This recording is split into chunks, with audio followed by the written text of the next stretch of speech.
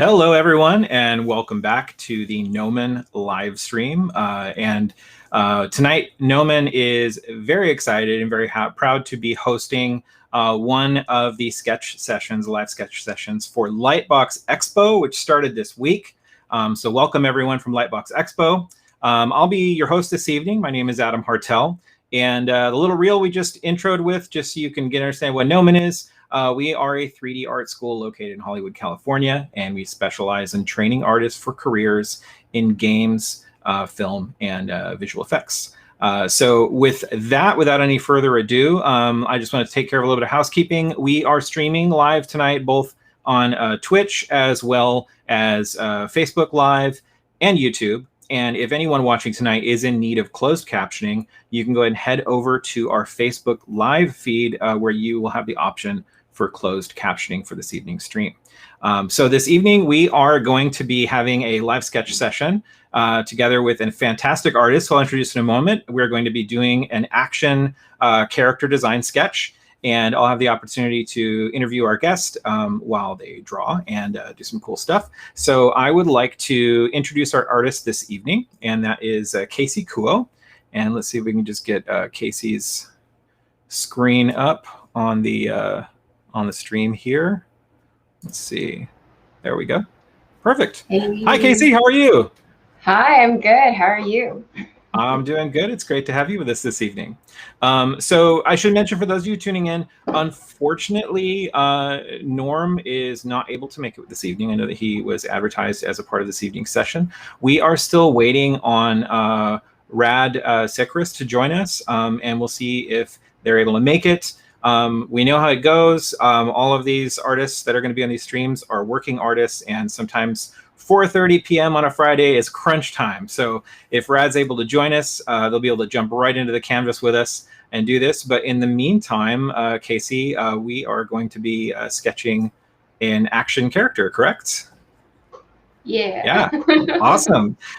Before we do that, and if you want to like warm up or kind of jam a little bit, just wanted to get to know you a little bit. And would you mind if I showed our audience your art station? Is that okay?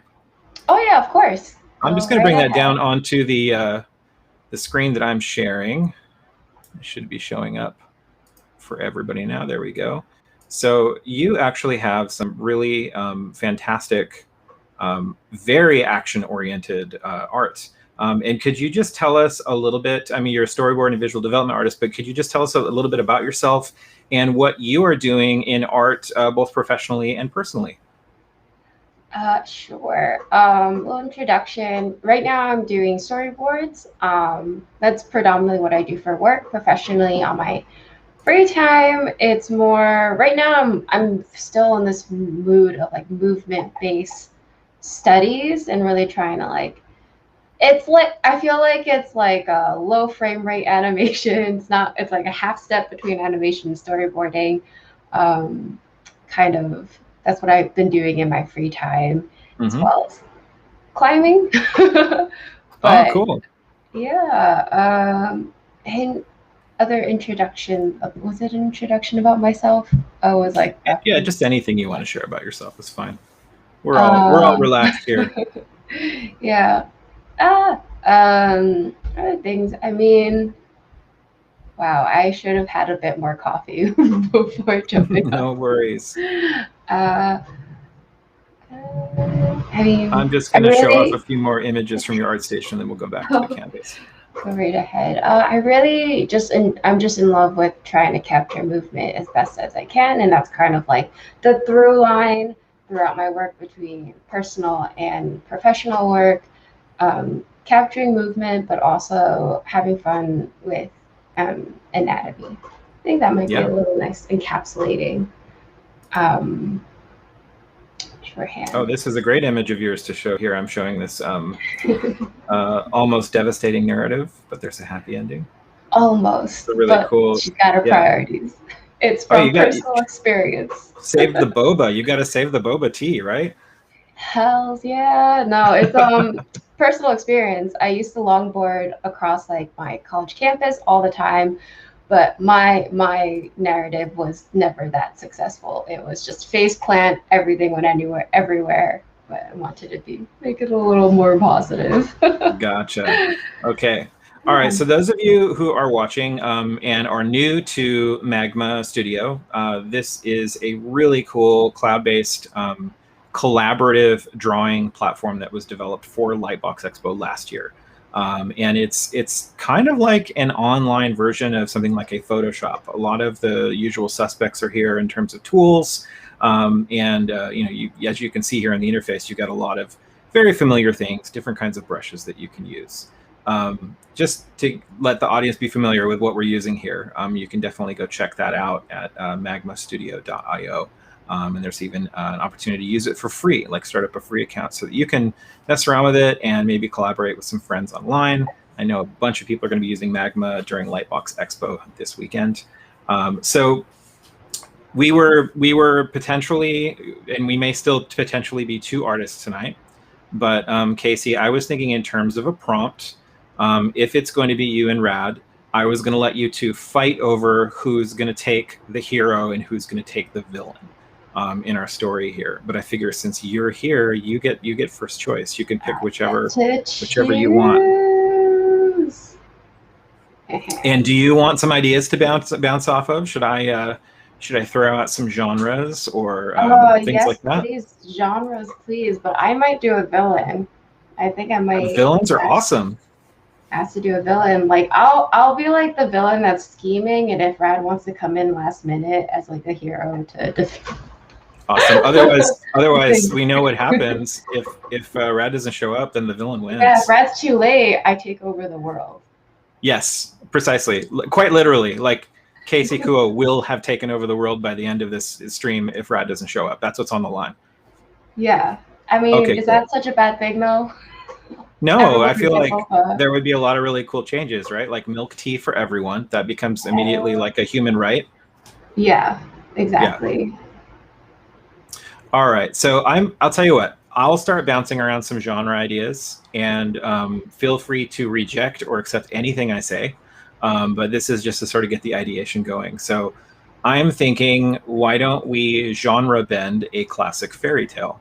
So we could take a fairy tale like Snow White or Sleeping Beauty or another one that you like, and let's bend the genre from whatever it is classically. So like, let's say a Sleeping Beauty, Maleficent type situation, but we could genre bend it from fantasy to sci-fi. Or we could genre bend it from fantasy to present day or something like that. Solid. So what do you, does spark any ideas for you or anything you want to grab onto there? Let's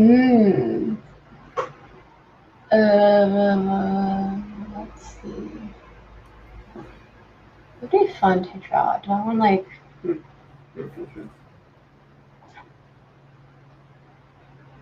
it's a good fairy tale.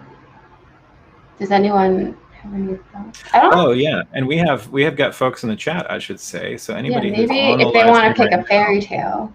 Absolutely. I'm going to head over to our chat here and just pull that up. And I'm still gonna warm up a bit. I mean, this is me. Yeah, for sure. Yeah, in fact, we've got a lot of awesome hellos and greetings from the chat. Hello, everybody. And I'm going to do my best as I'm hosting Casey to keep an eye on our chat. But let's see. Oh, people are already starting to throw the ideas in. Okay. Fantastic. So I'm just going to start rattling off some of the ideas that come in. Somebody said Rengoku. Somebody said they absolutely love your work, Casey. Got to say that. Someone's talking about Demon Slayer, Peter Pan, Cinderella, Peter and the Wolf, Ice Queen.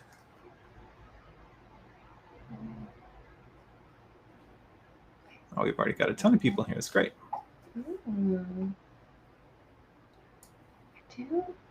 I do kind of like Peter Pan. I haven't thought about that in a while.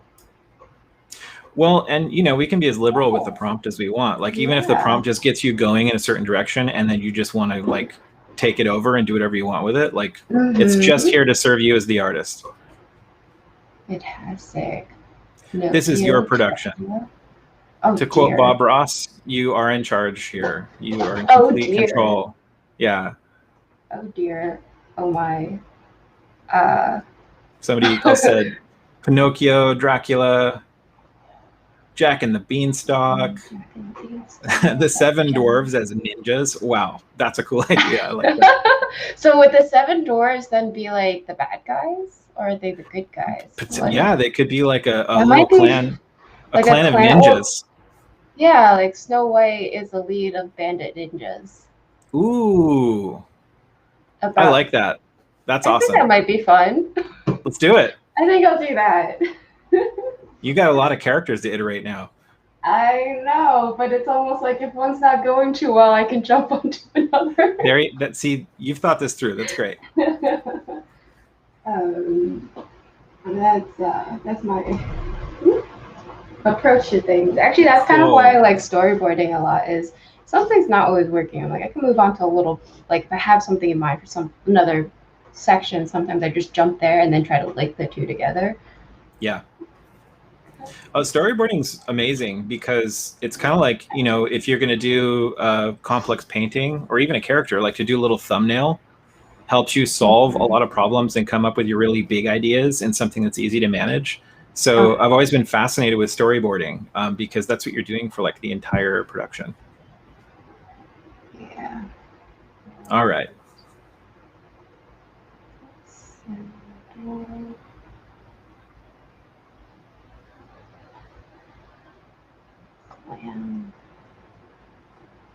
You know what's perfect? I was just because I think mutual on like social media was watching Naruto again, and it kind of got me like they were making like some tweets about it, and I was like, oh, I kind of want to watch it again. I literally just started it last night. That's awesome. Clan of ninjas. I love this Snow White with a clan of ninjas. This is really cool. Okay, they are the villains though. So does that make Snow White also a ninja, or is she sort of like almost like a higher class, like clan leader? Is she like one of those geisha assassins that existed in Japan, or? I don't know. I haven't thought that far.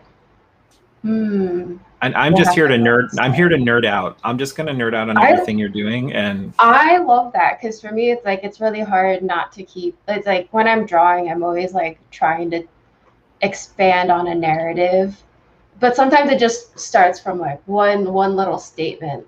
Like a lot of my elves and like my elf and fox characters, just like I want a big dog is like the core of it, and I just let that like.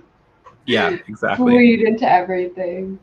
Well, and I don't know about you, but I can be so critical of my own ideas, but really excited about other people's ideas.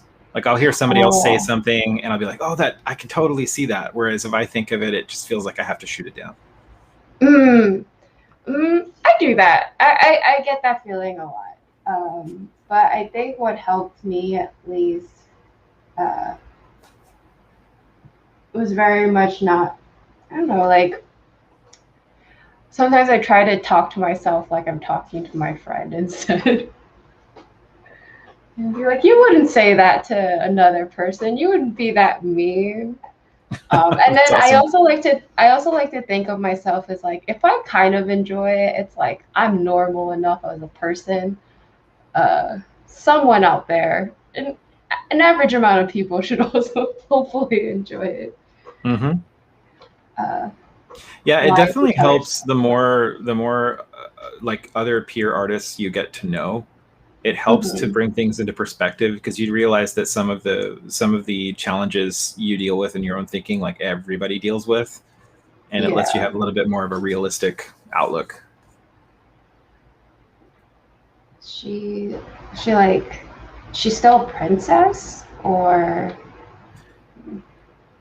do you want a suggestion, or do you want to run? You have something in your head already? Ooh, no, I had nothing. I was like head empty today, so I'm down for suggestions. I mean, it's in this story, Snow White doesn't have to be a princess. Snow White could be a Ronin. Snow White could be a former member of this secret society of warriors, or maybe Snow White is the daughter of the shogun or something like that.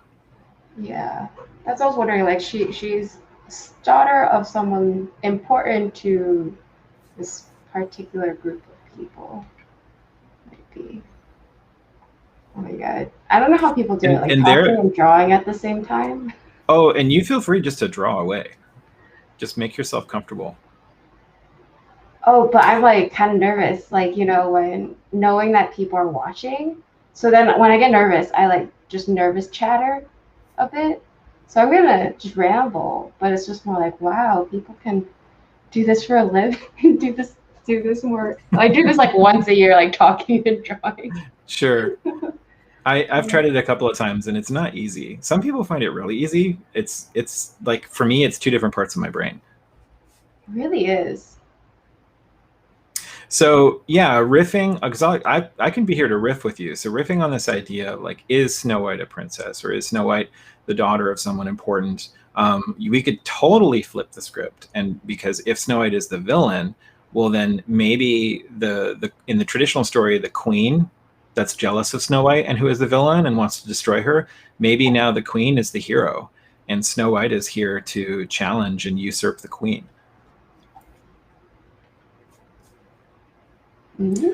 Or Snow White could be an anti-hero, right? Maybe the queen needs to be usurped, but Snow White's kind of, she's sort of like a Batman. She's not a goody-goody. Just trying to think about what her wants and needs are. Because that for me, it's like really says a lot in how I would draw someone's like posing or like what they're doing defaultly. Right now I feel bad because I'm like drawing my default like face. Like I'm sure everybody can relate. There's like a default when you have no like specific like person in mind. There's like features you tend to draw.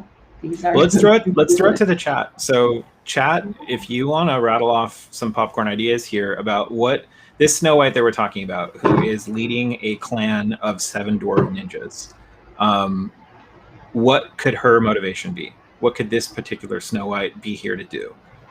And what does Snow White need?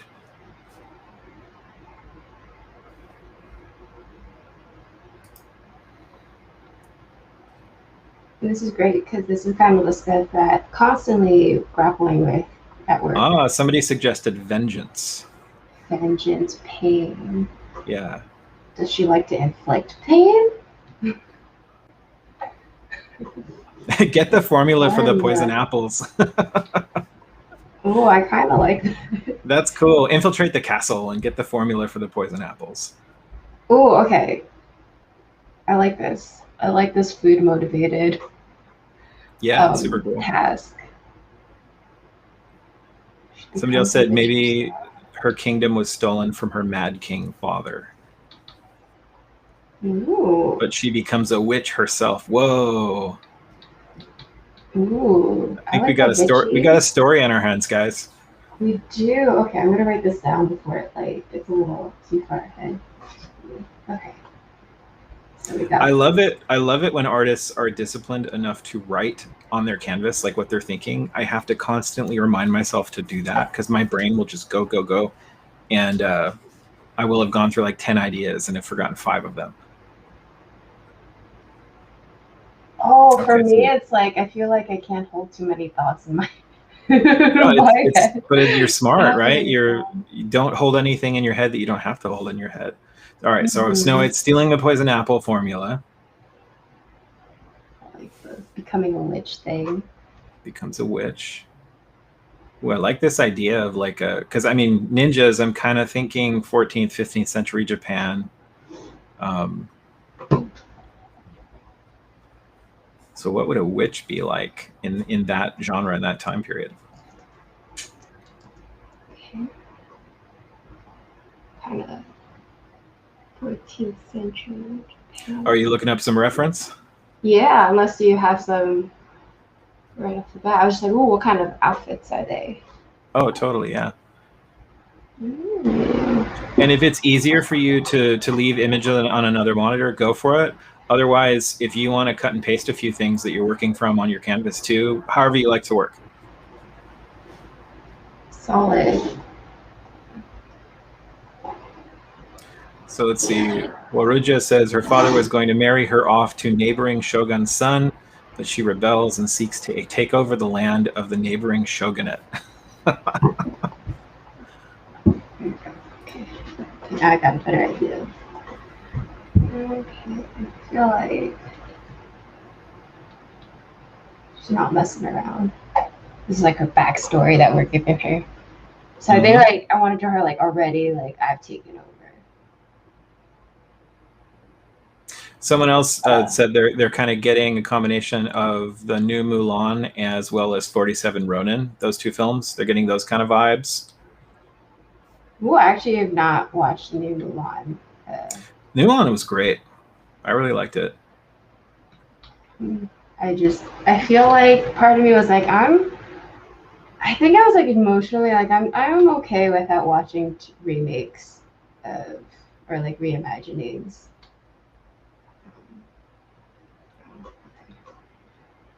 I feel like we a lot of times we'll see animated stories made into live action, but we don't see as often like a live action made into animated. Like, what if they just wanted to Disneyfy like John Wick or something like that? You know, what would that be like? I think a while ago, like a couple years ago, there was someone who did like an animated pitch of Indiana Jones, and I'm like, I would love that. That's pretty cool. As like a series. I don't know. I really enjoyed Indiana Jones as a kid. That actually would would also solve a lot of problems, right? Like, who would you cast as the next Indiana Jones? Well, they're animated now. Yeah. I don't know. I'm so sorry. It's been like however many minutes. I've drawn nothing. Oh, you've drawn a lot. No, and like, yeah, take the pressure off. We're here to have fun, so you don't have to perform for us. Oh man, you say that, but oh, I know. It's easy for me to sit here and say that because I'm not the one drawing. I know how I would feel if I were in your shoes.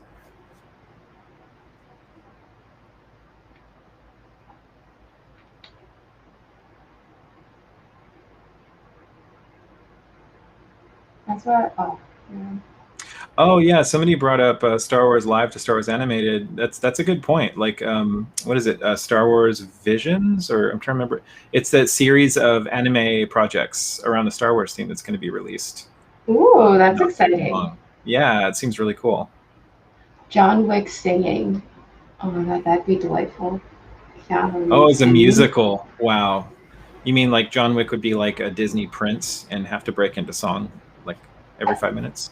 Yeah, every time he has a moment of doubt, you know, yes, if he loses anybody, he needs to sing more song. I think that. Or I love musicals, so every time he gets a kill, I don't know, like that might stay in line with the whole John Wick thing. Yeah, every time he kills a character, it's like another verse to a never-ending song.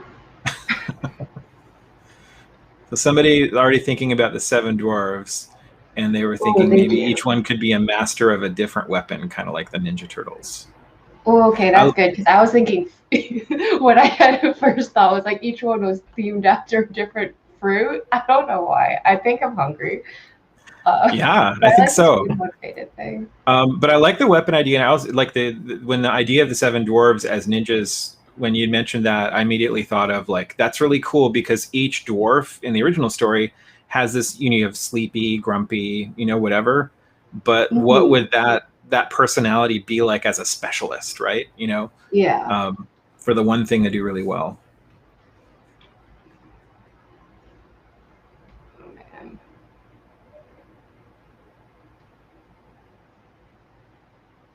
It's funny, like I feel like I'm trying to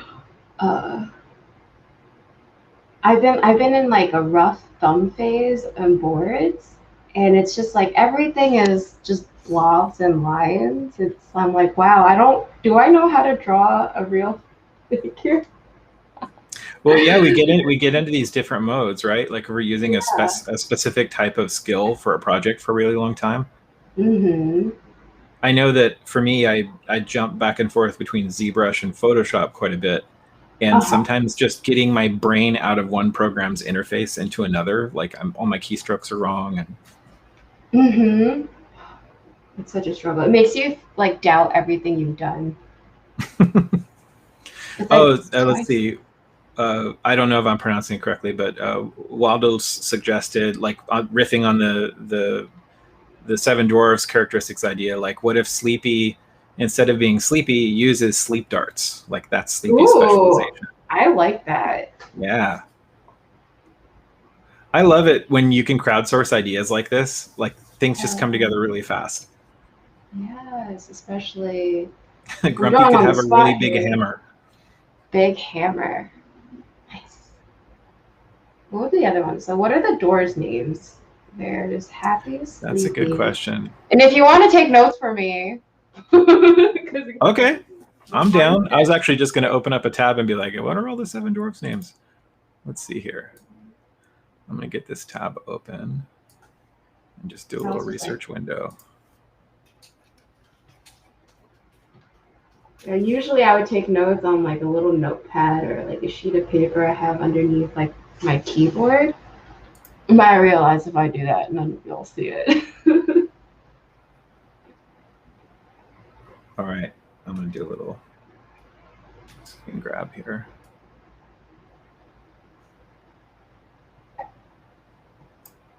There we go. And then I'm going to grab a layer. I'll paste my screen grab in.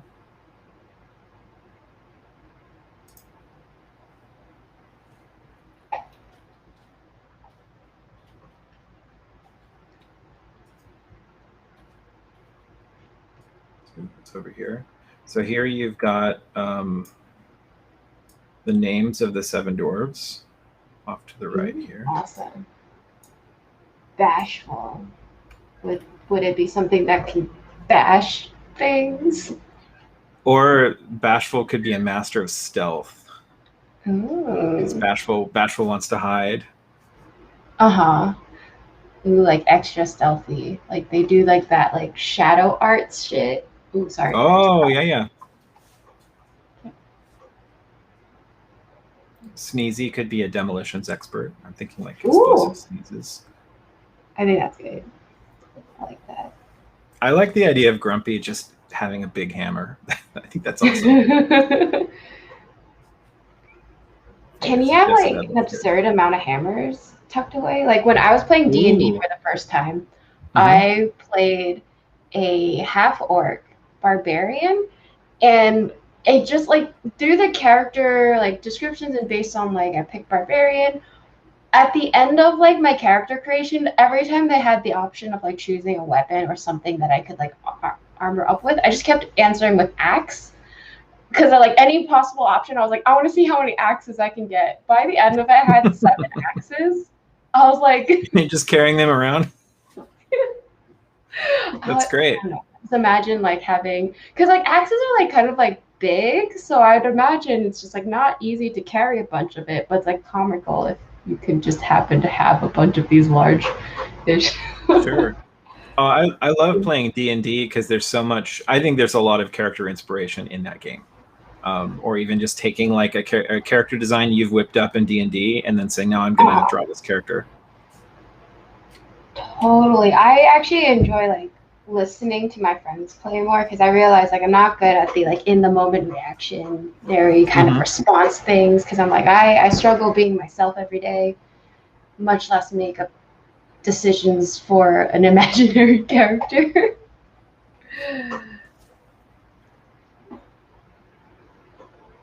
Yeah, if you want to go with the multiple hammers thing, when you said that, like the image I got in my head was like Grumpy's got a really big one that's like a battle axe hammer, and then Grumpy's got like a regular one. And he's got a bunch of little mini hammers that he can throw, like little shurikens. But they're just all hammers. Everything's a hammer with Grumpy. Yes.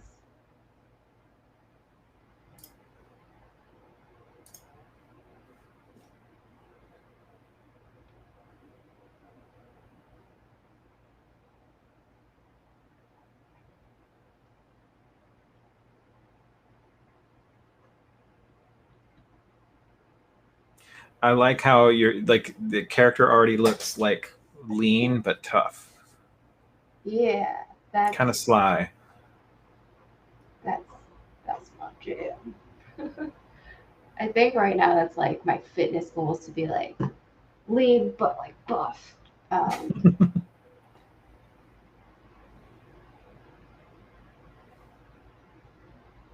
Oh man, but I've also started to stop drawing noses. So I'm like, what do noses look like? Because in boards sometimes it's just like brushing too much, and I just do like a little. Well, and I have a lot of admiration for artists that do more stylized looking characters because, in my opinion, as someone that does more realism typically, Mhm. I think stylized is harder because stylized you still have to have that understanding of anatomy and proportion and all of those things, but then you're pushing them and playing with them. So I think it takes more to do stylized because you're You know, now reducing it to just the essential information. uh-huh. I actually didn't realize it was hard for people, like hard to stylize, because that's how I think I like hit this range of it's just like stylized but a little bit more informed anatomy, Hmm. or like structure underneath. But I can't get too I can't get like really graphically stylized, which I admire that too. But then I can't get like super realistic either. And I just Hmm. I'm like, and then hearing someone else's like, because I was just like, oh, why don't you just have fun with it? They're like, Casey, stylizing things isn't that like not everyone can do. And I was like, oh. I'll just say like your realistic stuff is so good, and I'm like I can't do that. And I'm like I guess that makes Well, sense. yeah, But when you and do another way to something look at so, it, yeah, oh, no, another way to mhm, look at it is like every artist, even myself that does more realism, like I still, it's still a stylization. It's still at mhm, some point my interpretation. I just have a lot of yeah. respect for animators and stylized character designers because you're.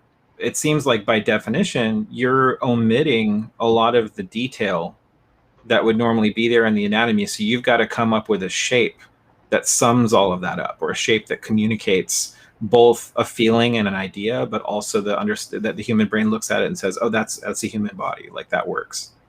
Mhm. Oh my So I God, just for have a lot of better or respect for it. worse, Mm-hmm. I heard this kind of like statement, advice. I don't even think it's advice, it's just a passing comment that I think Kim Jong Gi said when I went to one of his like those like CTN or schools and like in live in person workshops. He said something like, "I draw everything like at 70% accuracy to some degree. It's not like perfect. Mm-hmm. The Mm-hmm. last 30% is on the viewer to like piece together." And I was like, "Oh, that's kind of right. Like we're It's creating yeah. illusion. We're creating illusion on a 2D surface.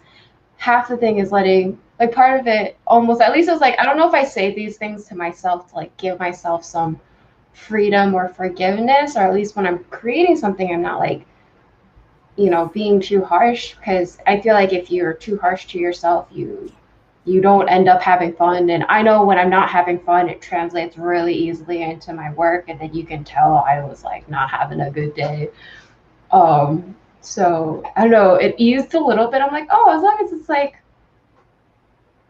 good, like, and I think in boards I can definitely get away with that kind of level of like Mm-hmm. close enough to the intention, and then letting either the rest of production kind of fill in the blanks because that's their expertise, um, or else letting the viewer almost engage and like they can fill out the blanks that I might Mm-hmm. have kind of fudged around because I've um, heard a lot of artists talk about a similar principle.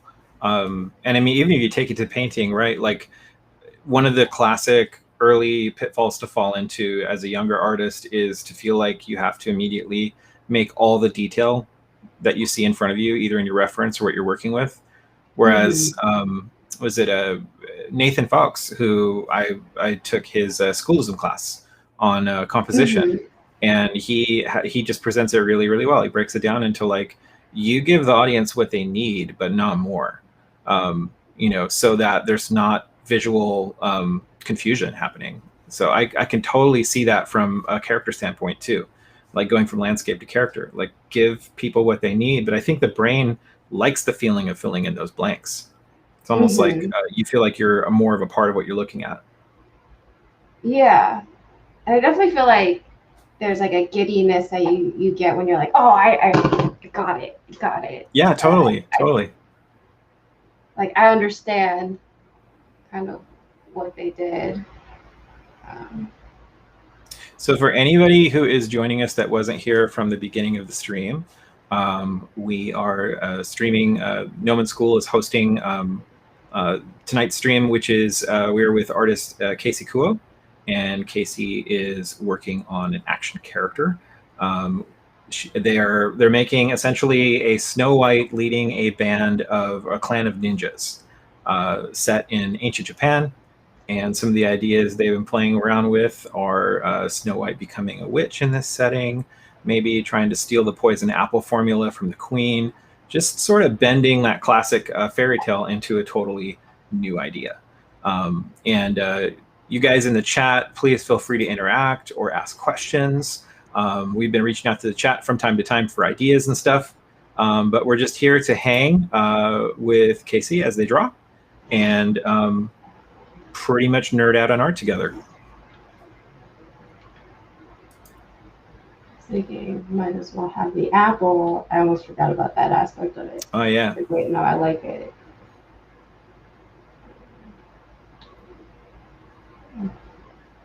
Why did I think picking 7 characters to do would be great?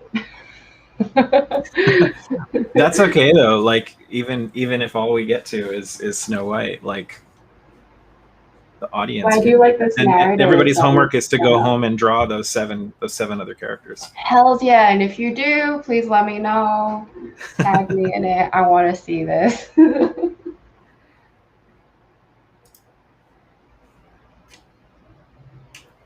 I think as a kid, this movie scared me. Well, those are the early Disney classics. Like Snow White is for a little kid. Snow White is a little scary. Like those characters, especially the witch, is really intense. I think it definitely solidified this like fear of old ladies that. Oh no.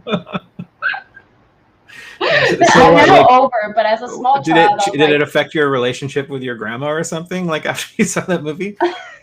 No, because actually I only saw my grandmother like once a year because they were in Taiwan, and they would fly out once a year.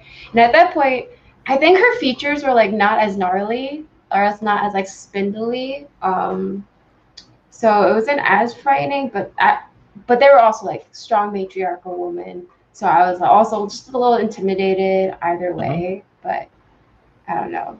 Snow White really like that scared me as a kid. One of our viewers, I think Doom Slayer in Twitch, is just curious to know what kind of gear you're using. Are you drawing on a tablet, on a screen, iPad? Oh yes. Right now I am drawing on Huion. I think they're Artist Pro. I had to return my like studio equipment because I started to freelance a little bit and I switched studios. So I was like, let me try this before. I know Cintiq's so expensive. I've heard they're not the great at like what is it called? Customer service. I don't know. I was just like, let me try. Like I was at a point where I'm like, I can try something else before I invest in like the Cintiq. Very expensive. So there's a lot going on from other manufacturers right now too, though. Yeah, there's and I wanted to give them a fair chance. Because I know I had a couple like peers, a couple underclassmen reach out to me, and they're asking about equipment too. And I was like, well, Cintiq, if you're not a professional, it's really like a big financial investment that I'm not sure. Like, I don't want to like tell you that's the thing you need to spend money on. So I was like, I heard of these other alternatives. I haven't personally used them. And then it was at a good point where I'm like, maybe I should try it out a little bit. It won't hurt. So I'm adjusting to it. It feels a little bit different. But I think I was just like really used to the Cintiq I was using. Maybe even like moving on to like another Cintiq, I would still be like, it's not the same. It's just even like the height of the like monitor where I had it. Because this one's like a lot longer. So I'm like, it's just different.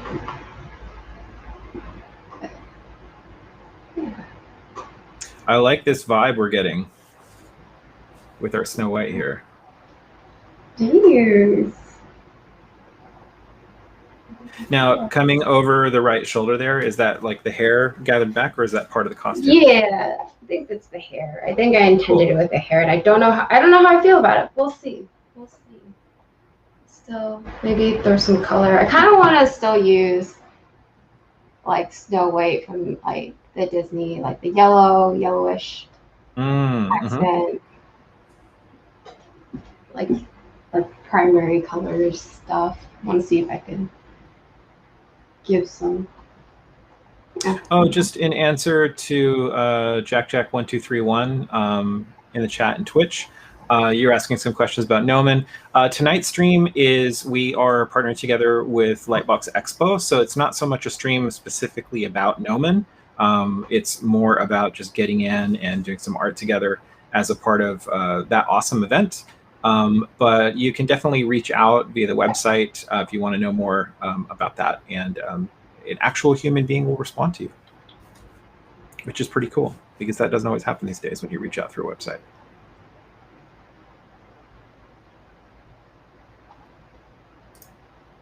Oh, here, I'll just drop this in the chat in Twitch too. Here, I'll drop this in the chat for you, Jack.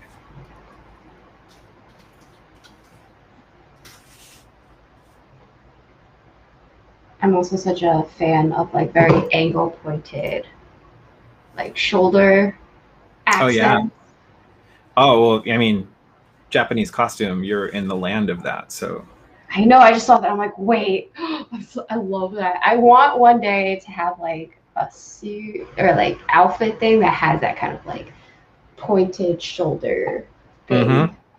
Another really cool genre that I was looking into recently for a project that I was doing that has some cool shoulder accents is the whole like classical Spanish fencing, historical.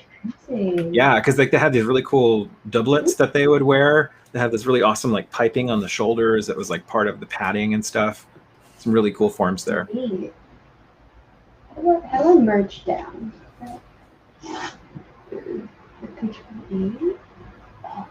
And I mean this in a super cool way. Actually, I don't think there's any other way to interpret it, but I'm getting like slight, almost Loki-ish vibes from the facial expression. Like kind of yeah, no. Yeah, like, that's kind of the vibe I wanted it to be. Yeah, like, cool. I don't like. I don't want her to be like evil. Not like that. She isn't like. She's more self-interest, right? Sure. Yeah, I like that. That's cool. Yeah, Loki. I think the MCU Loki is one of my favorite villains because Loki's not like 100% villain. Loki will play the role of villain sometimes, but other times Loki's kind of the hero too. I feel like it has this energy of it being kind of like childlike in terms of like in the moment I wanted to do this, so I did it. Totally. I didn't think farther than whether or not it would benefit other people or not. I just didn't want to do it. Kind of like pushing a button when you're like, don't push it, and you're like. Now, I've got a cool question that just came in. If it doesn't distract you too much from your drawing, so feel free to say whatever you can or can't in the moment. But let's see. Kayla Draws is asking in Twitch, how do you, as a board artist, develop an art style? I feel kind of guilty for not having one, and my Instagram is mad inconsistent because of it. And I think there's a lot of questions out there these days about artists wondering like, how do I develop my style? And I know that there's different answers to that question, but just curious to know what you might have to say. I also had that question starting up. And what I do love about boards is you kind of can draw the way you like to draw as long as you're proportionally on the mark in terms of like height, general head size to body size. You're not wildly out of proportion because that's really important since I work on mostly on 2D shows. So having that like translate well will only help the animators down the line and layout in terms of like scaling, like character to BGs. They don't have to do extra like work to figure that stuff out. So it's been really nice in the sense of like, oh, my job doesn't necessarily require me to draw in a specific style as long as I'm obviously different shows have more different aesthetics. I've been on more action shows that lean a bit more like anime realistic proportions, which is definitely much more my comfort zone. Mm-hmm. Um, but when I started to, I stopped worrying about style a little bit and consistency. And the moment I stopped worrying about consistency in terms of work online, I feel like I got more comfortable. And the moment I got more comfortable, almost like drawing in my own skin, it almost made other people more like comfortable with it. I feel like Mm. that's a little bit cheesy, or like I don't know how helpful that is. It's just I used to worry about it a lot, but then I realized when I was worrying about it, I was not drawing very like, how do I put it? It's like I didn't believe in what I was drawing, kind of like it almost like you can see the doubt or feel it in my own Sure. drawing. So I think the best thing I could do in that moment was just like, you know what, I don't feel like worrying about it anymore because it's not helping me. Mm-hmm. Um, but it's hard. It's hard to like. It's easier said like retrospectively that, oh, don't worry about it. I mean, I Yeah. just at a certain point, it's like there's certain. I think what helped was when I post online. It's more of like it's like putting your artwork on the fridge, kind of meant emotional energy, where I'm like, I'm not doing this for anyone else. I'm sharing something because I am in the moment, feel like sharing this with other people. Mm-hmm. Um, and it took back control in some degree of like how I even like think about how people perceive it or interact with it. So it made it a lot easier. It's still hard. But I think the moment it really is like the moment I stopped worrying about some things that I couldn't exactly like control. Because drawing style wise, I think style for drawing or your art, the best way to describe it, at least for me, was it's your habits. Mm. And to some degree, you can only change so much of your habits. Unless you like really focus on like changing it. There are certain things you just have a natural inclination to like do, like this kind of face and features. It's like that's when I'm not looking at a specific face or um, maybe ethnic feature. This is kind of like the generic proportions I land on, but or Mm-hmm. like when I'm drawing like my default human. So like you always have your little habits, and unless you're working to change them, I don't know. I always found it. I don't know. I'm not the best at changing my habits. I definitely try to maximize what I'm better at than, and then Yeah. eventually the stuff that I'm weak at. I agree. I think a lot of what emerges with an artist is a lot to do with habits. And sometimes what we develop is the way that we affirm our habits, like there's certain habits that we lean into that we like. And I Mm-hmm. think, at least I found for myself, that some of like my style and the way that my stuff turns out is sometimes me like mitigating my habits too. Like, oh, I know that I have a habit to do this and that's a weakness. So I'm going to try to push in a different direction. And I think that makes Mm-hmm. other stuff emerge as well. Mm-hmm. And I think it's fun because then interesting things happen from it. Totally. Yeah. But I think that kind of self awareness that you're talking about, just to be aware. Um, and I heard it, I think it was in one of Bobby's interviews with Schoolism. I forget which artist it was, but they basically said, don't worry about your style. Like, just keep Mm-hmm. moving forward as an artist, keep finding ways to express yourself. Another artist that I know says, fail quickly, because as you fail quickly, you Mm-hmm. learn more quickly. And I think the more quickly we learn, the more we find solutions. And I think that's also where style can come from as well. Yeah, and I definitely do think instead of like spending time on one thing, I'm very much a like believer of do it more often. Like repeating the process like reveals more than just Totally. trying to perfect one Yeah. piece or like narrowly focusing on one piece. It's more like, oh, I want to make sure this, and it definitely came from the fact that I wasn't a good student, and I would get distracted very easily. And so it's just like I had a lot of mental tricks to like get myself to like finish things. And what kind of helped me motivate like get me like hyped up a finishing thing is like starting the next, like getting the chance to start the next thing. Mm-hmm. Because I also like another mental trick I tell myself is my best work is always ahead of me because it's going to be riding on all of my experience that I'm gaining from what I'm doing now. So Totally. instead of like getting too bogged down, I'm like, you know what, this piece isn't working. I've learned something that will be somewhat applicable to whatever I'm moving on to next. So just finish this one, like finish this assignment or this thing, and just be excited that the next one you can maybe approach it differently to like Mm-hmm. prevent said error. Yeah, I totally agree. A really important piece of advice I got once from one of my mentors was I was talking to them. They were like, "How's it going?" I'm like, "Well, I'm working on this piece, but I'm like, I feel like I'm still three-quarters of the way through, and all I can see in it is how it would be so much better if I just started over. Like all these things Mm-hmm. that I got better at during the course of working on that piece. And I said, I feel like I'm just going to be sick of it and just want to do something better than it, when I'm done with it. And I was feeling discouraged about that. And my mentor was like, "That's awesome." I was like, "Why?" And they said, "Can you imagine what it would be like if you finished a work of art and you looked at it and just felt like you had nothing left to learn? How rough that would be Yeah. on an artist?"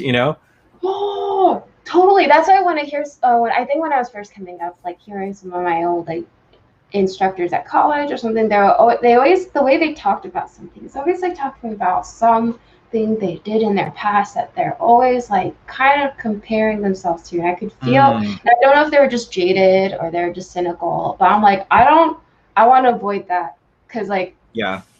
again, I'm someone who wasn't like great at like pushing myself to do work or like being focused enough to stay in front of a computer when I needed to. Like I realized after college, I'm like, I have to perform 9 to 5. Like I don't want to live like Mm, fully freelance life where everything's like on my schedule because I need some like integrated structures to my life or else I like easily derail. So I'm like, okay, I have to prepare myself to work 9 to 5. How am I gonna start tricking myself to be able to perform between 9 to 5 when I feel like my golden hours of creativity in college was very either sporadic at best or else it was like 11 p.m. to 4 a.m. And I'm like, this isn't helpful. yeah, and I've so many people that have spoken in like to my life and development. Like it's been about like that's the secret sauce that working artists get paid for, is that ability to get yourself to be able to be creative even if initially you're not feeling it. Because if you show up to work at 9 or at 10 in your studio and you tell your art director, like, "I'm just not feeling it today," they're not going to send you home. They're going to be like, "No, get to Yeah. work, go work on it and be creative." Yeah, unless it's something serious like that's really bogging down. Otherwise, Oh it's like, yeah. well, Yeah. it's still kind of, it's either like, well, our review is still at 3 p.m. Gotta show Hmm. something. Uh, Right. This is my favorite part of the sketching process, by the way. I love it when, like earlier when you're starting and just starting to fill in the silhouette behind the sketch uh, lines. I love that thing that happens when you start to see the volume and the silhouette of what you've mm-hmm. been sketching. Oh man, it's sometimes I don't do this very often where I like do color on things. So do not mind me for going back and forth. But it's one of those things whenever I do it, I think the last time I really did this too was also like during Lightbox. And I'm like, ooh, I forgot I kind of like to do this because I um, remember that now. Yes. I think you said something about it when you had that realization.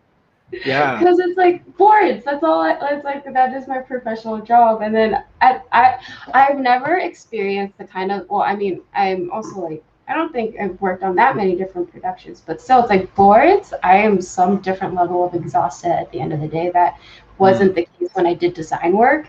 So I just don't do that much creative stuff at the end of the day anymore, which is a little bit of a pity. But at the same time, I'm trying to like do the like be kind to yourself because you Oh know. yeah. Self-care is so important when you're when you're being creative from 9 to 5, 5 days a week. Mm-hmm. Because then it's like, I definitely get the FOMO of like seeing other artists do their like creative projects. I'm like, oh my god, I wish that was me. But then I'm also reminding myself like, but you're tired, so you did need the rest. Do not like Mm-hmm.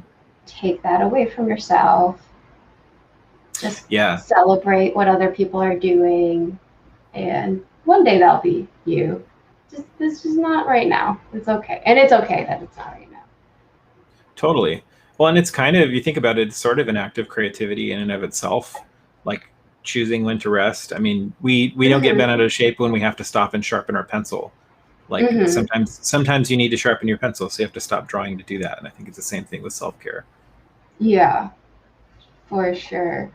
And then Now, I'm are you? realizing activities also like help encourage it. Mm, yeah, I think you'd mentioned earlier on that you do some climbing. Is that right?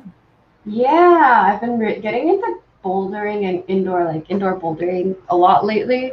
Wow. And I've gotten a lot of my like friends and coworkers into it.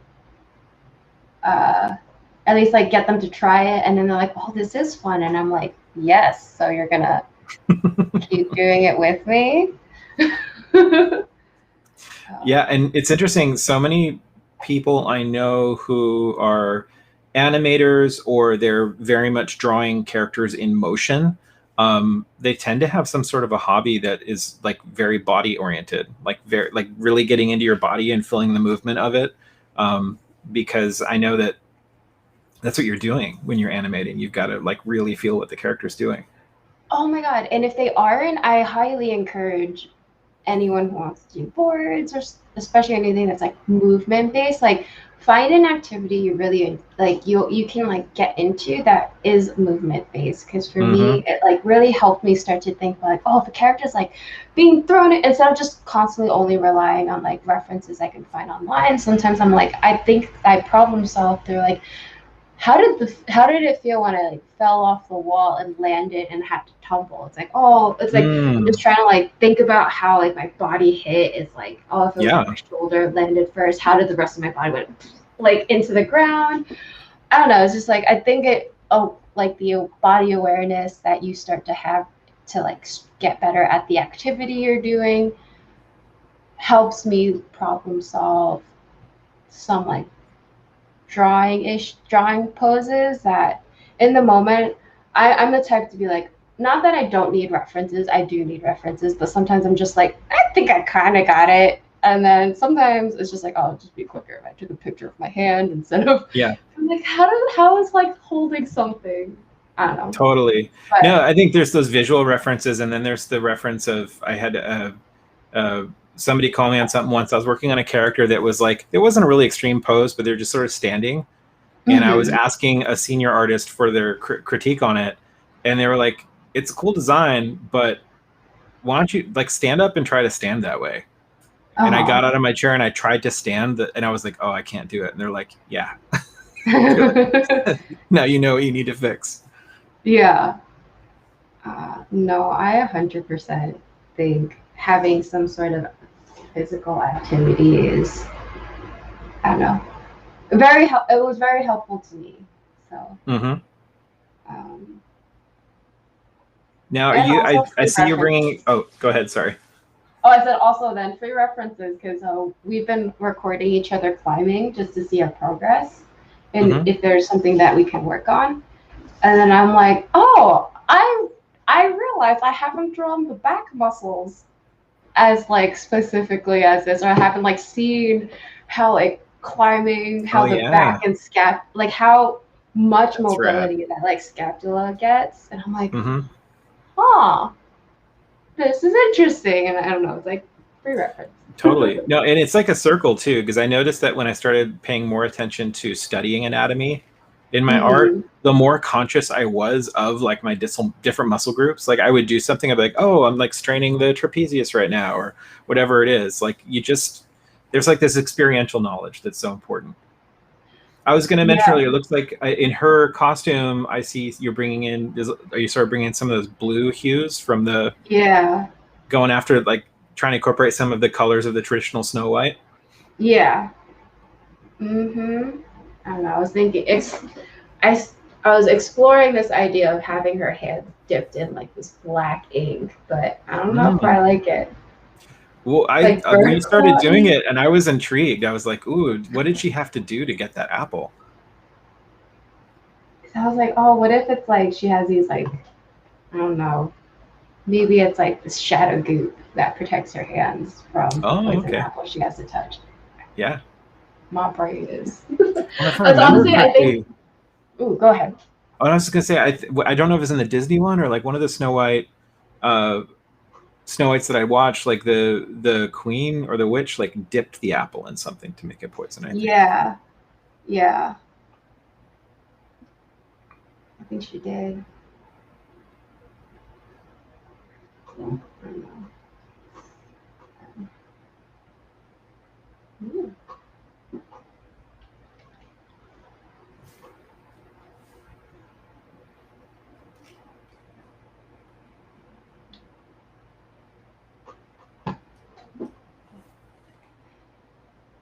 Oh. How are we doing in the chat, guys? Anybody's recently joined us, you can see the prompt that Casey has written up on the canvas here. They're doing a Snow White and the Seven Dwarves, but as a Snow White being the leader of a clan of 7 ninjas. And there's sort of this motivation for stealing the poison apple formula from the witch. And that's what we're working with in the image here.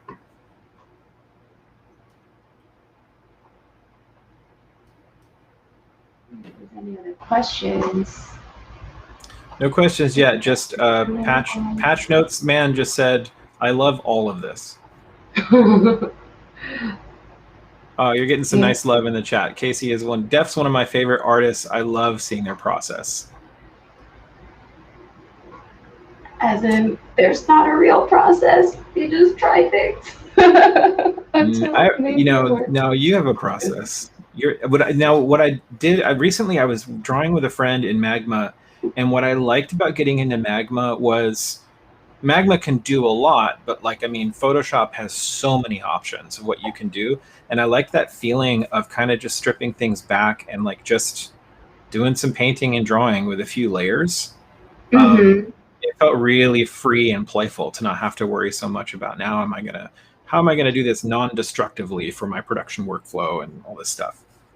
Yeah, I like how I actually am like kind of like going into like a painting mode because I know when I Mm-hmm. am in Photoshop, I'm very much more like I do get into like line economy.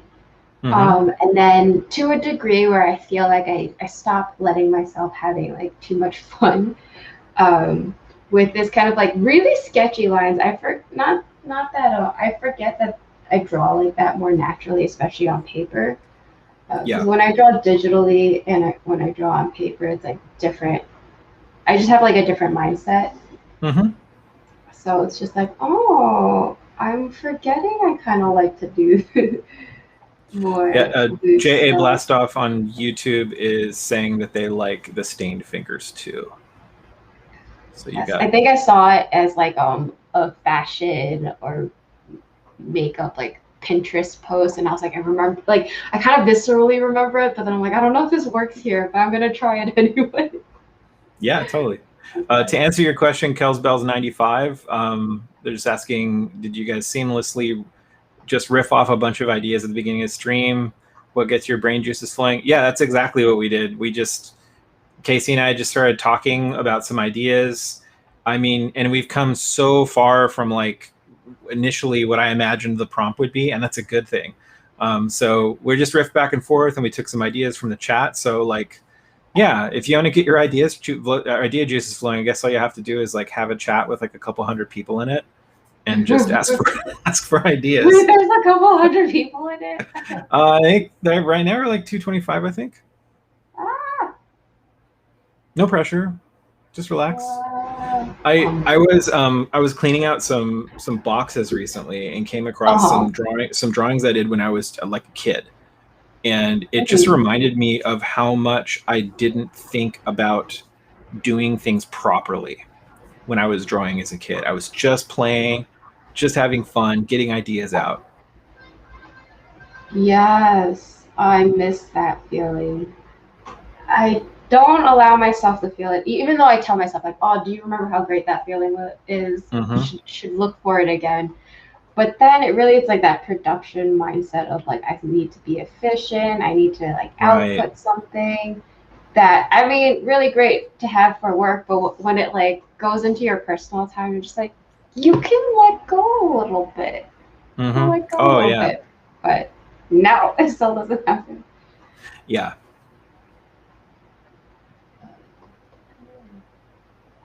Yeah, I found it helps to get into that headspace a little bit to have something else that I like to do that is only a thing that I do in like kind of like a childlike space. Even if it's Ooh. just like a comic that I like to read or something that's like an Mm-hmm. indulgence that like when I do this I feel like a kid, and that helps me Uh-huh. kind of like ground and center myself there again. Ooh. Kind of shed some of those criticisms. Mm-hmm. Is that what you've been if you mind me asking, is what's the space for you? Is it It's comics? it's different things. No, comics was more the example. So like Oh. um my friends, it's like no, it's no surprise to them. Like I'm a huge Star Wars fan, and I had a friend Uh-huh. ask me not too long ago, like, "Why are you such a big fan of Star Wars?" And I'm like, "Look, I'm not here to convince anybody about my fandom, but Star Wars has a special place to me because it reminds me of what it was like when I was 7 years old, and all disbelief was suspended, and I was Mm-hmm. just fully immersed in childlike wonder." So surrounding myself with things that help call back that feeling, I think, is a really important thing.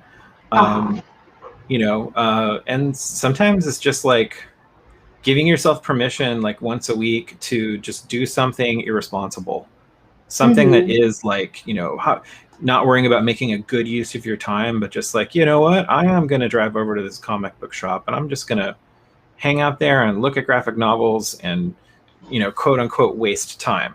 And I think Yeah. also you need to like not tell yourself, well, I'm doing it to get ideas for my art and like I'm turning it into a productive thing. Like just go do what you're going to do and have fun. I agree with that. I am definitely guilty of that when you try to like, oh, this hobby or this thing that I'm doing is for me, but also like, you know what's great about it? It benefits my work. And then it like it robs the fun Yeah, and like joy yeah, factor out of it that like or there almost like it adds so much responsibility to it when I'm like, this was the thing that I was supposed to like decompress with. And here I totally. am stressing myself out more. Yeah, I think it's a good thing though, even just catching ourselves in the act, like Hmm. that's always good news, right? Because it'd be Yeah. terrible if you didn't know that you were doing that to yourself. Totally. I agree. I'm liking the color palette you're going for, by the way. I love the I the I added purple some goop on the violets apple. Yeah. and then I'm liking it. I'm The thing I was loving like, oh, go I was ahead. gonna say I'm loving the subtle color coordination between the sort of the violet you put on the apple and the eye makeup. There's like just a, or maybe it's not even makeup, just a little bit of that color palette you brought into the corners of the eyes. Really cool. Yeah, because I kind of liked it on the apple, and I'm like, oh, but it's just strange if it's just on the apple. I feel like it needs to be tied on somewhere, so I'm glad it's kind of working. But I think in a little. How are we doing on time? Oh yeah. It's 5:42, so we have about 20 minutes. Okay. No. Maybe I'll do like a quick little doodle of some, maybe like silly, cartoony, chibi dwarves. That sounds rad.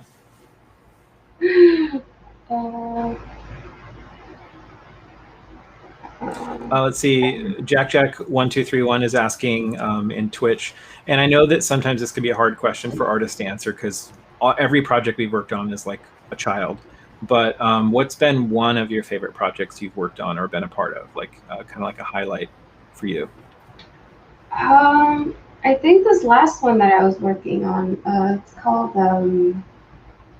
it was for, it was at Titmouse. I was a board artist on the animated Critical Role, like Legend of Vox Machina project. Awesome. And that one is just because my best friends, my childhood best friends, love Critical Role. I didn't know much about them, but before I knew of them before I started, but I hadn't watched any of the campaigns and stuff like that, so I feel like a fraud being hired. But that aside, my best friends love that. I love that show. And then when I got to work on it, the people, it was like such a phenomenal group of human beings. And it was such a pity the entirety of that project, we were basically working from home.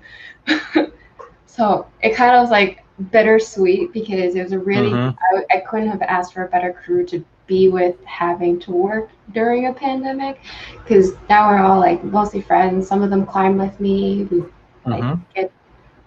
get dinner sometimes. It's been really nice. They're delightful human beings. And I honestly learned so much on that production from the supervising director, just because that was my first full-time storyboarding gig, so learned a lot. Yeah, it's weird. The pandemic's been weird because in the one sense, you lose a massive chunk of your social life, but then there's other people that I've gotten to know really well because some of my coworkers and I decided that we needed to do an online D&D campaign together. And because we're all stuck at home and we have fewer options socially, we kind of became a little religious about it. We're going to be there and we're going to play. And the cool thing was I wound up spending a significant more amount of time with some of my coworkers than I normally would have, So it's funny how it's worked out. All right, we're in the home stretch, so I'm going to be less distracting. And I'm in no pressure to perform, but I'm going to let you do whatever it is you got on your mind to do.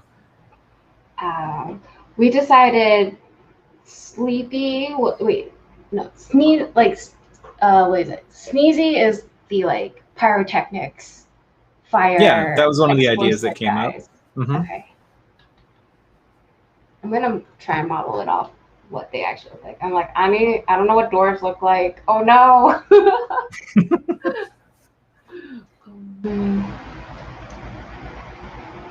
I think this is the thing with storyboards now, that I just drawing the characters doing things. So I'm almost without a character model or something in mind. Sometimes I'm just I'll just draw my default human blob. Sure. Well, and that's really smart too, because I sometimes think I don't use that kind of information enough, because I will gravitate towards kind of my default. I heard a designer say something really cool too. Sometimes I'll get really hard on myself about well, you can't borrow too much from another model because then you're not being creative. And they were like, look, you can look at something and borrow from its visual language, but you're ultimately going to change it because you are who you are. So it's not you're not being creative. Yeah. As long as I think you're being honest with yourself about where you're grabbing your for sure stuff from, and then where you're oh, I'm gonna adjust this down the line, but right now I'm because I'm definitely someone who needs compartmentalize things when I'm doing a task, because I realized I was definitely someone who I would generalize something and then it becomes too overwhelming where I can't accomplish it or get it done fast enough, because I've grouped all of these tasks into one big task, which is no, the whole point of having a task list, breaking them down and focusing on one thing at a time. So it's oh, if I'm focusing on story, all of my everything's a block. Is this my little generic human shape? If they're very specific, maybe it's the hair cue or something, but otherwise it's humanoid blob. Is because I'm just figuring out storytelling and camera. I don't need to draw what they look like exactly.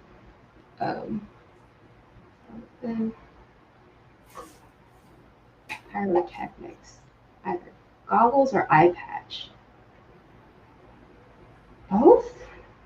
I feel he might have blown up his eye.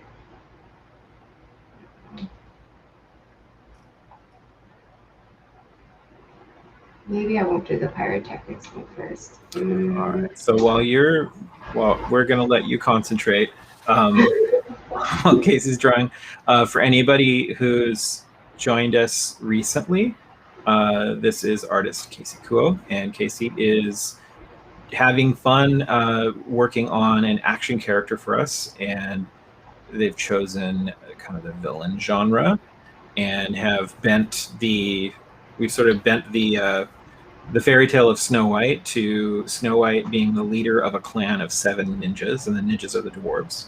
And so here we have really kind of a tough, lean, almost Loki-like looking Snow White holding this apple, because Snow White's motivation is to steal the poison apple formula from the witch. And just kind of like almost looks like Snow White's completed a task right now and is kind of sitting down like, I did it, or is looking at the camera like, yeah, I've seen some stuff. Mm-hmm.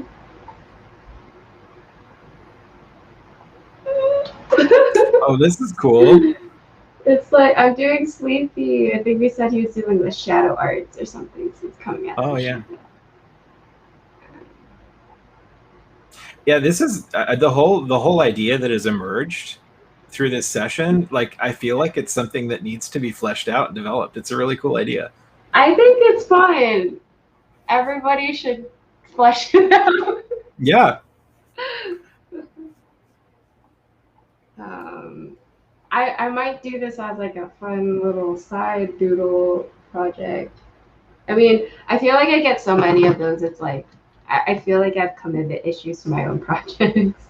Mm-hmm. So here's another one to add to it when I feel like avoiding the projects I said I would work on.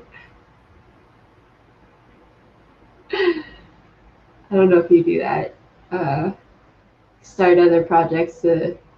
Oh yeah, it's like it can be a distraction, but it can also be. I find that sometimes it can be a help. Like, I was listening to a lecture recently from, well, not a lecture, but like a demo from Marco Plouffe from Chaos Masons, and he was talking about how when he's working on a character concept or some sort of a concept, he'll like start up 3 simultaneously and bounce between them.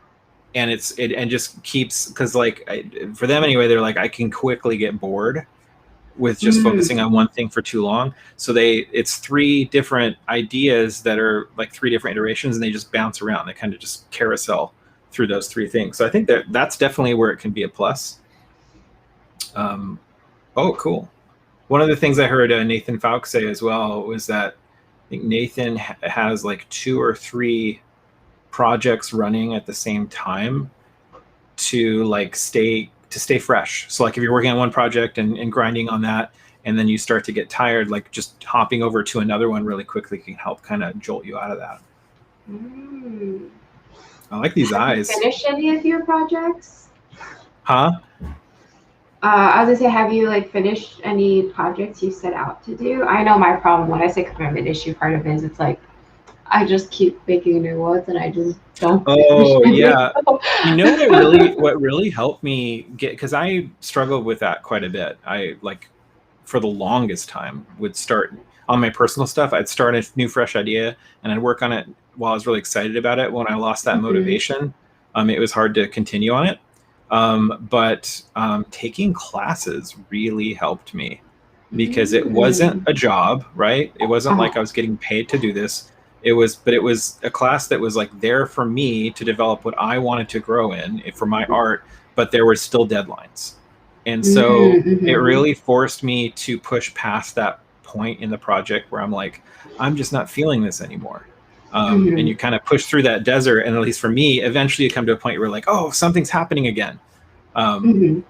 So yeah, lately I've been finishing things just because I've been working on some personal things for my portfolio, for some skill sets that I want to show there. So I use my portfolio as kind of motivator to be like, I have to finish this. Otherwise I've spent a week working on something that I'm not going to put in my portfolio.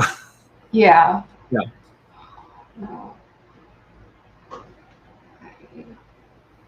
I like how these little dwarf ninjas are almost like they're like little spirits almost. Yeah, I was thinking like, what if they are like a little bit more like little Oni spirits? Yeah. Like they're less concrete and they can be more whimsical. I really like that idea. And maybe they could have fun masks that I can't. I love masks. But Oh I yeah, can't think of somebody in the anything. chat, like I don't know, a couple miles of chat earlier, suggested like different masks to embody the different personality of each of the dwarves. Mm-hmm. Yeah. Hammer. We said hammer, right? Hammers. I think Grumpy, the association with hammers. Hammers. Um, Sleepy was like sleep darts or something like that.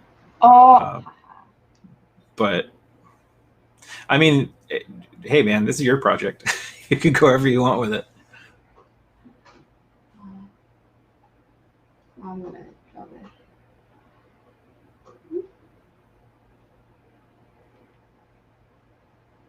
Actually, this one that you've done with like the glowing pink eyes could easily be bashful. Like if bashful's that can like disappear Uh-huh. and like reappear and be kind of that. Yeah. I don't know.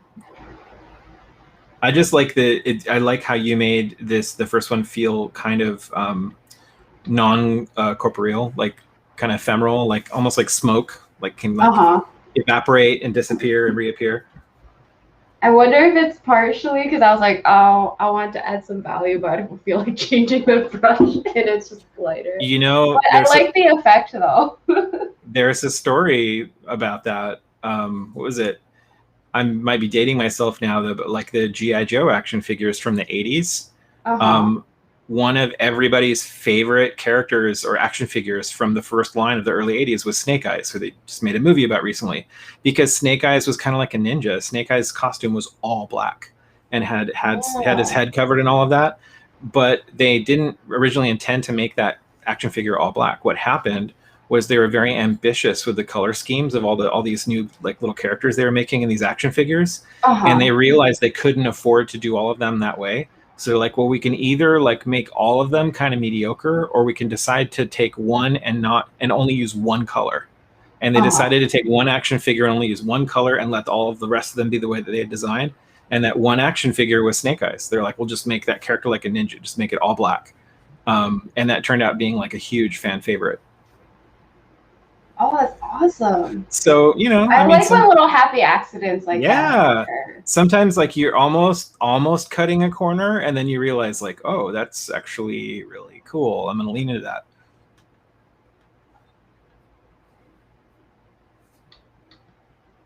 I love hearing those kinds of stories because that story, again, is just like a professional artist or commercial artist working under the time constraints of a production. Sometimes you have, a deadline's a deadline, so you have to finish your concept or finish what you're working on. And sometimes the problems you have to solve by moving very quickly forces you to do stuff that you might have not thought of. And honestly, sometimes it's like having those constraints. That's why I like the blank page where I was like, oh dear, we have to design something. I need parameters. I need something. Oh yeah. Yeah. It's so, even if it's like simple things like that, just having some parameters, because then it's like, oh, I have something to bounce off of or bounce between versus open space. I feel like I just get paralyzed and I'm like, I can't do anything. I can't. It's like choice paralysis. Yes. I think. Yeah. I very much get that. Yeah. Sometimes there's like some people, and I can definitely be one of them. Like, it's just the stress of opportunity. When you have too much possibility in front of you, it can be really stressful. I usually feel like I end up doing nothing because I'm just like, you know what? If I just do anything, it's like, it's not one would be better than the others. And my partner's like, I shouldn't do that, but it is what it is. I get stressed out, and I'm like, what would immediately alleviate stress? Not making a decision. Have you heard of this, a concept artist, and I unfortunately cannot remember the name right now. They developed a deck of cards called Reckless Deck. Have you heard about that? I feel like I've heard of Reckless Deck. I feel like I might have heard about it from one of the Schoolism streams, but this concept artist was tired of looking at an empty canvas, so they developed their own personal deck of cards that had random parameters on it that they would deal themselves a hand, and then they would have that would become their parameters that they were designing around. And then they liked it so much that they actually developed it as a product, and like they have their own website where they sell these different packs, and they call it Reckless Deck, and it's really cool. I feel like that's such a great idea. Hmm. I'm glad they And shared sometimes we'll that. spend way too much time trying to come up with an idea when all we really wanted to do was just like work on our skills. Hmm. I've honestly like that's what I've been defaulting to in terms of like I feel like storyboarding really drains me in a way that I never thought I'd ever expect, and that's why I've been focusing a lot on like movement studies or things like Hmm. that because like, all these are skills that'll help me board more efficiently, and that's kind of like all I try to do nowadays. It's like how do I make boarding as easy as possible or like Hmm. as seamless of a process where I can only focus on um, like the storytelling problems, like whatever can make drawing easier. Um, I mean, the Yeah. grid function in Storyboard Pro, life saving. um, so it's just like Uh, everything just to make it easier. to answer a question from the chat, let's see here. Someone's asking, so why Magma Studio over other Photoshops and stuff like that? We're using Magma because the majority of these drawing gems we're going to be doing are going to be several artists at once drawing on the same canvas. So tonight we're with Casey, but the one we're coming back for tomorrow and more on Sunday, it's going to be several artists that are working obviously remotely from each other, all using this cloud-based platform. So that's why we're using Magma for Lightbox, and it's a really cool tool for collaborating with people on the same canvas using similar tools to what you would find like in a Photoshop. And I All actually right. like it a lot because it's like I think someone described it as like Photoshop Lite. It's Totally. And it was just developed enough. by artists too, right? So like they sat down and were like, what does an artist need? Like what are the essentials? And what's going to make this Mm-hmm. feel like a usable platform from an artist point of view? All right, so we're bringing it in for a landing now. It's 6 o'clock, and I'm gonna filibuster just a little bit right now, so that Mm-hmm. Casey doesn't feel like we're just immediately cutting it off. So one of the things that I like that I'm seeing here in your designs are very different silhouettes. So like Snow White, very human, but the prize is really obvious, holding the apple up, that kind of stuff. But then we go to the first ninja dwarf slash spirit slash ephemeral mischievous kind of thing, and Mm-hmm. whether that's bashful or sleepy, I love how it's like immediately a totally different silhouette. And I think this idea of the dwarves being like even more stylized than Snow White makes them feel more like spirits or mythical beings. Um, Mm-hmm. and then I love what you're doing with Grumpy here. With Grumpy's hammers, like he just seems so grumpy. So angry's gonna He's smash everything. he's grumpy. He's taking it out through his hammers. Oh, agreed. I don't know, to answer Anna Lantern. I don't know if Magma made Augie.io. You probably have to look that up. I think I've heard of that app before, and other 2D art clubs using that for collab. I don't know if the two are interrelated or not. I can't speak to that. All right. Anything you want to kind of talk to us about what you've done here before we wrap? Uh, I don't know. Talking and making decisions at the Oh, no same time problem. as drawing. So Hopefully, stressful. But this was fun. You made it fun. good. Yeah, no, that's what I was just going to say. I was going to say, hopefully, the most important thing was that you just had fun while we were Yes, and doing thank this. you for all the crowdsourced ideas. Oh yeah, the chat has been awesome. Especially in that beginning when like we are doing all the heavy lifting of coming up with the idea. Like the chat was on it. I wish that I could have a Yes, chat in my pocket anytime I needed to come up with an idea. for real. Yeah, I feel like somebody could start that, like just chat for hire. Um, but yeah, Casey, thank you so much. This has been really No cool. I problem. think some of the sessions that we did last year, we had so many artists, but this was actually really kind of cool just to chill and chat with you and give you the space to do what you want to do. Yeah, thanks for having me. Yeah, awesome. If anybody wants to follow you, either on, if you want to like maybe write a handle up on the screen or something like that, if anybody Okay, yeah. wants to pay attention to the kind of stuff you're working on, go ahead and let us know. Um, I can be found on most social medias as @sleepy Okay. underscore Casey. My website that I finally updated ish is kcquo.com. Y'all wanna check that out. Awesome. And I'm typing into the chat right now. So that's kcquo.com. All right, guys. Well, thanks everybody for tuning in. There's going to be plenty of other stuff happening for Lightbox. There's other stuff happening right now. So if anybody happens to be on the stream and is not registered for Lightbox, I'll just say it is literally only $2 to register. And I'll type the website in the chat. It's lightboxexpo.com. You just go there, you can register, and there is a ton of amazing stuff happening. Demos by artists, talks, they're doing portfolio reviews, all kinds of stuff put on by Bobby Chu and his team, and all of the amazing artists like Casey that Bobby knows. So the Gnomon stream will be hosting the next drawing jam. I'm just going to pull it up right now. The next one is going to be tomorrow, Saturday, at 1 o'clock. That's 1 p.m. Pacific time.